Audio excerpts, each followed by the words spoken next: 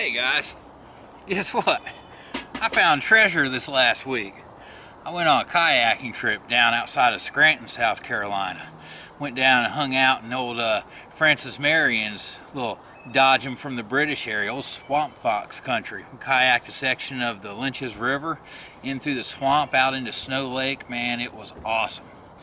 When we got done, I found this little this and that kind of shop.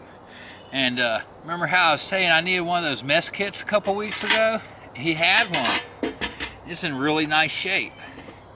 Thought I'd show it to you real quick.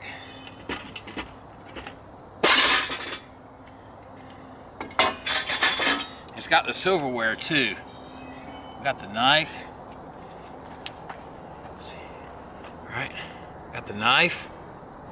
And the spoon. The fork.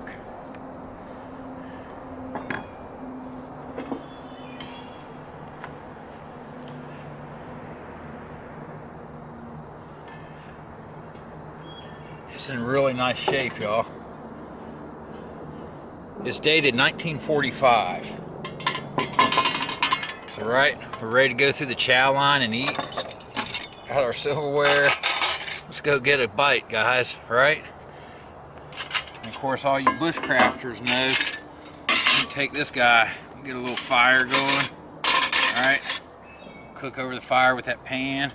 Some people take a stick and they put it in between here. It'll keep that stick from, keep the handle from folding back up on you. Let's see here. I don't know if y'all are gonna be able to read it or not. But yeah, we're stamped 1945 EA Co. So whoever EA Co, US EA Co, 1945. So I don't know if this made it over into Korea or where all it's been, but man, I'm pretty excited to have it and be able to use it. So hopefully you'll be able to see it in some upcoming episodes.